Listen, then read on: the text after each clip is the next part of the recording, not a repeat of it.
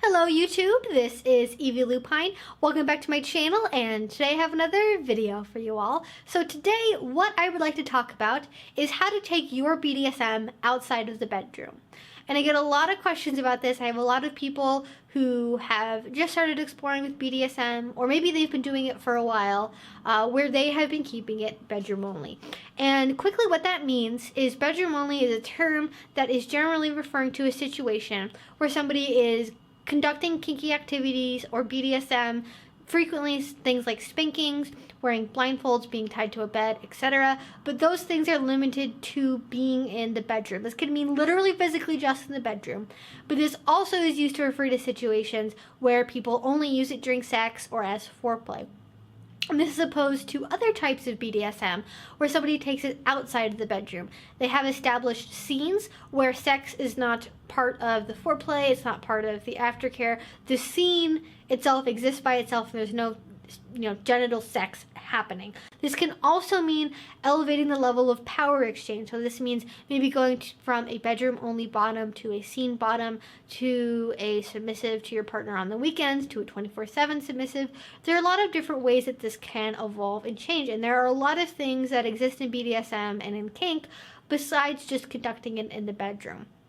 However, I would like to first point out before I get too deep into this video that the vast majority of people who are interested in BDSM, even if they go beyond just fantasy, only ever keep it in the bedroom.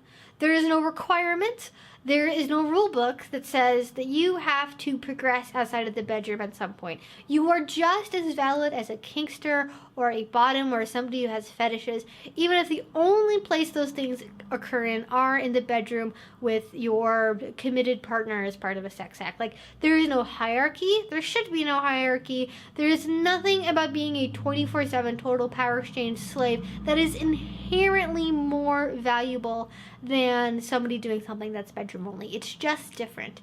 And if there is any rule in BDSM, it's going to be this: that BDSM conducted with informed consent is primarily and should be focused on doing the things that satisfy you and make you feel fulfilled. No more and no less. So if you are content and your partner is content with just being in the bedroom and not taking it anywhere else, there's no reason why you should force yourself as though it were some natural expected progression to take that outside of the bedroom.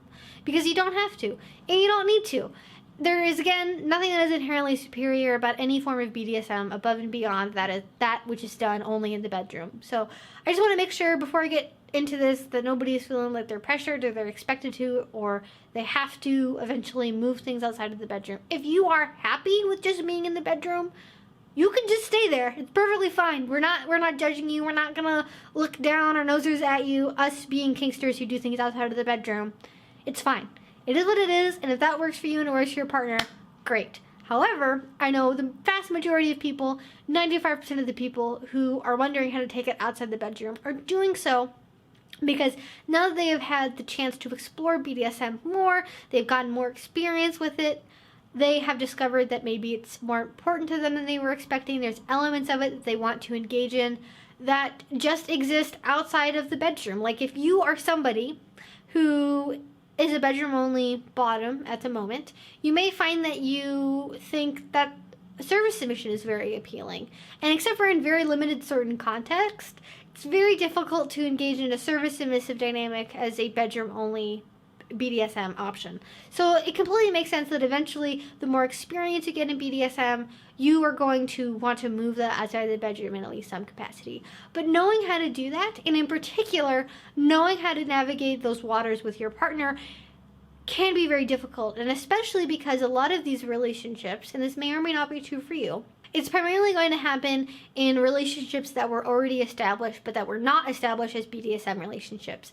Because what usually happens for people who are kinksters outside of the bedroom and have been that way for some time is we just find ourselves with other kinky people who also already do things outside of the bedroom. So there's not really anywhere for us to, like, we don't have to kind of worry about making that huge leap, because that leap is kind of already made when the relationship was established.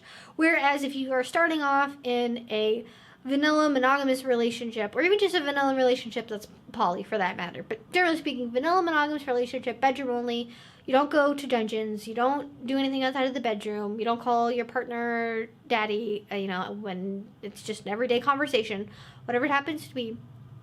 Trying to progress from that point, you can just feel like you're trying to step over this huge cavern, and it can be a part that is very vulnerable. It can be something that is just, how do you even start that conversation? So I'm going to be talking about that today. How do you have that conversation? It matters less exactly how you say it, and it matters less if you say it exactly purposely, then at least you attempt to have the conversation.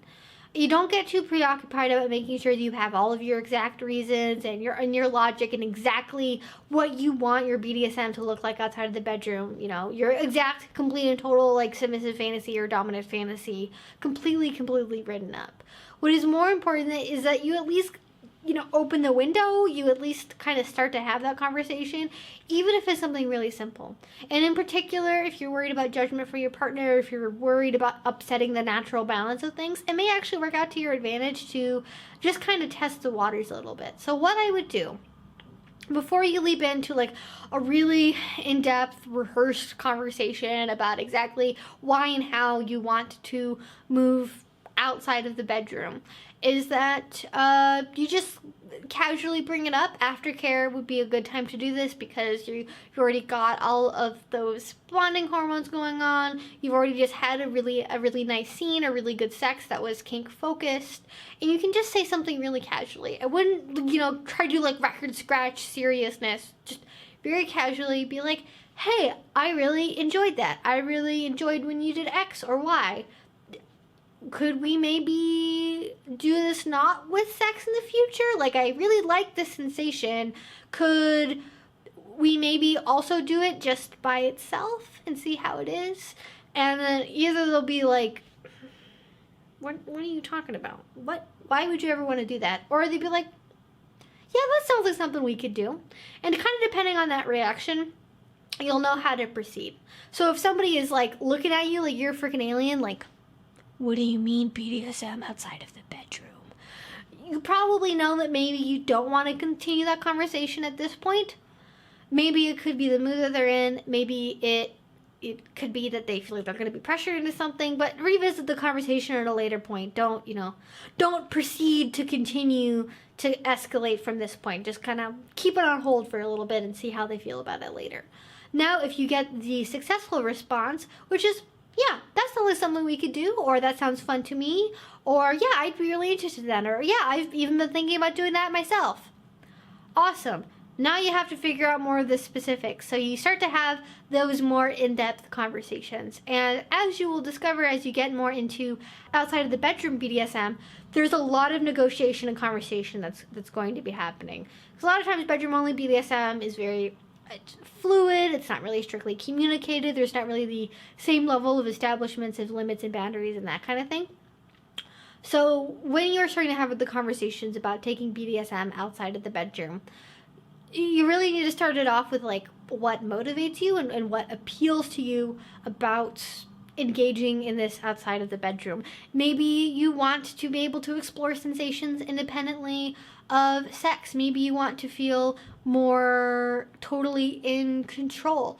Maybe you just want to see how it feels to do it when there's not genitals involved. Maybe you want to be able to explore a higher level of power exchange. Maybe you want to engage in a certain type of play that doesn't particularly mesh well with the types of activities that you're currently doing in the bedroom and is generally practiced outside of it.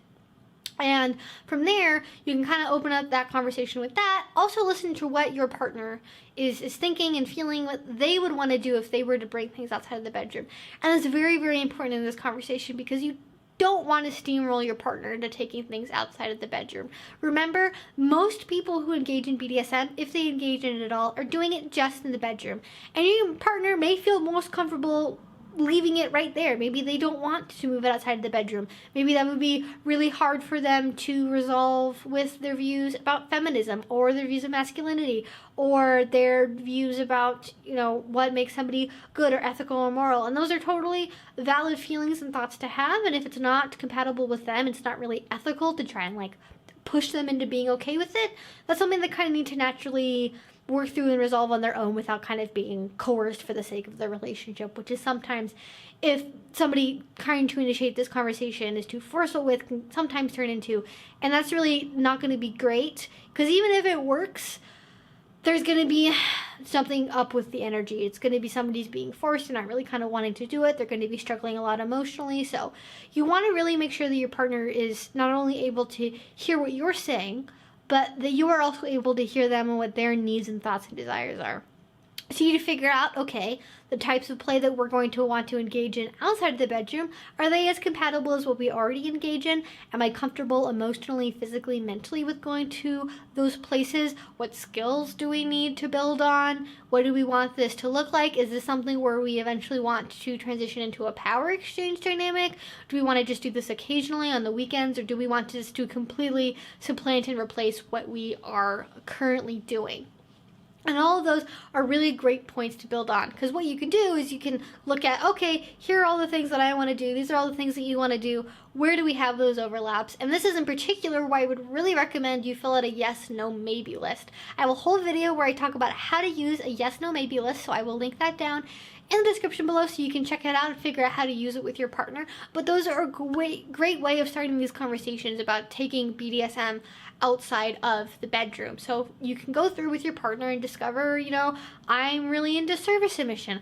I'm really into the idea of being chained to the bed all day. I'm really into the idea of being made to eat from a dog bowl, etc., etc., etc. And maybe your partner feels the same way. Maybe they feel differently. Maybe they're unsure. But you can at least kind of navigate exactly if you're going to be compatible in this way and if you want to continue to move forward.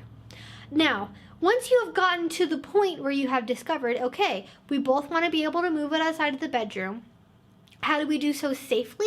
And how do we do so while avoiding sub-frenzy and dom frenzy? Because that's going to be really something you're going to need to keep an eye on. Even if you've already been engaging in bedroom-only BDSM for years and years, you can still get sub-frenzy and dom frenzy when you start bringing it outside of the bedroom, because you're opening up a whole new world. And again, I do have videos where I have talked about sub-frenzy and dom frenzy and all that stuff, so a link will be down below if you want more specific details. So before you even start to engage in an outside play, if you have been engaging in bedroom-only BDSM that's sort of more fluid, not very strictly negotiated, not really time limited, you know, kind of just more like how a lot of people outside of the lifestyle have sex and conduct their sexual things, especially with an established partner, you kind of need to learn that you're going to need to do more structure with it. And it's important to learn before you even really get into doing your first scenes outside of the bedroom that you really establish sort of the best practice parameters for how people do non-bedroom only BDSM. So that would be figuring out boundaries, limits, and establishing safe words primarily. I'm not saying that people who engage in bedroom only BDSM don't do those things, but it's less seen as a requirement for a lot of people and more just like it's nice to have it, or you can do it, but it feels more optional. And at least in my opinion, because you are opening yourself up to a much wider world of BDSM and playing with a lot more intense emotions and going into more foreign territory, it's really important that you do get down to those specifics, that you do figure out exactly, you know, if you have any limits, what are those? Are they soft limits or hard limits? Where are your boundaries? Are there any words that we need to avoid? You know, how long should we be doing these scenes for? All of that stuff. Figure out as much as that you can beforehand, whereas maybe when you were doing things that were bedroom only, just because those activities are sort of inherently limited, you may not have had to think about those before. And I would certainly recommend using your yes, no, maybe list as a building structure. So you can very often consider the no's as, are they hard no's or soft no's? Meaning, are they hard limits, something you never ever want to do, or soft limits, something you're maybe interested in approaching in the future or under different circumstances or specific circumstances. And just kind of put all of those to the side. Don't worry about them. Don't, like, you know, worry about them in a sense. You shouldn't be like constructing scenes around them, but like don't don't try to like force any of those to change or try to figure out how you can make them happen, because that's not gonna work. It's not gonna be great. Instead, focus on the yeses. Focus on the things that are agreed, good to go, things that mutually interest both of you together, and start structuring scenes around that. So maybe both of you are really interested in doing a more intense spanking scene than what you've been doing, and maybe you want to add some sensory deprivation to it. So before you go completely hog wild and do an hour-long sensory deprivation spanking scene, don't go there quite yet. I also recommend, when you are doing scenes for the first time, that you do them in very time-limited capacities, because one, you're going to be dealing with sub drop and dom drop and things that are more intense than maybe what you are used to experiencing or that you may have never experienced before. You are also going to be dealing with sub frenzy and dom frenzy on top of that. So not only are you potentially dealing with more intense scene drop, you're playing with more intense emotions. It can get very easily to get lost in this wonderful wide new world that you're experiencing together. And when you have scenes that are very explicitly laid out, that have a very specific start and end to them and have a very set duration to them, it's going to be a lot more comfortable place to explore. It's kind of more like wading into the kiddie pool for 10 minutes rather than completely diving off the deep end of an Olympic-sized swimming pool and kind of just staying there however long you feel like you can be in the water for. Start from a place that's going to be the safest possible scenario and outcome. So what you can do is do a 5-minute long scene just trying on the blindfold, trying to combine these new elements, doing a spanking scene that is maybe like a level more intense than what you are used to, and just seeing how you feel after that. Reconnect, renegotiate, talk about how it made you feel afterward, if it's something that you want to continue to pursue, if it was too intense, maybe it wasn't intense enough, and just give yourself more time for the conversation afterward, rather than giving yourself more time for like a really, really long, possibly overly intense scene. And from there, you can start to build on other elements and create longer scenes and create more intense scenes. So maybe for the first couple weeks or so, all you're doing is like slightly more intense spankings than what you would do. And then maybe you introduce a flogger, and then maybe you introduce cuffs, and then maybe you introduce a little bit of humiliation or verbal degradation. And you very slowly start to layer all of these things on, doing them first independently, very time limited, testing them out, seeing how they feel, and then combining them together like you're building a sandwich. And then you see how the sandwich tastes afterward, you talk about it, you discuss it, figure out if it was worth it, if you enjoyed it, and just keep going from there. And the more experience you have with more types of play outside of the bedroom, you'll be able to figure out scenes that kind of feel more real. And I think that's a barrier that a lot of people have when they are first starting to do BDSM outside of the bedroom, is it doesn't feel as authentic, it feels more fabricated. And I'm not gonna lie, it is, but that's on purpose. It's like going to a dress rehearsal and expecting it to be like the play itself. Like, the dress rehearsal is there for a reason. It's to make sure that everything is going to run smoothly. It's to make sure that all the right props are in place, that everybody remembers their lines correctly. And having that dress rehearsal, having those kind of practice scenes is really important to be able to put on a really good production later. So just keep that in mind. And I do also want to emphasize here that if you have not previously been using safe words, please use them. I have so many videos where I talk about how to use safe words, options for safe words, advanced safe words, all that stuff, so please check that out.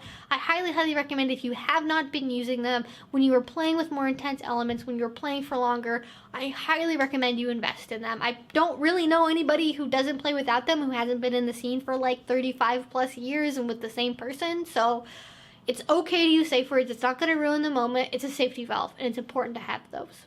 Now, what I've been talking about is primarily focused on people who want to do BDSM play outside of the bedroom, but I haven't really yet given any specific advice to people who want to be able to engage in power exchange outside of the bedroom.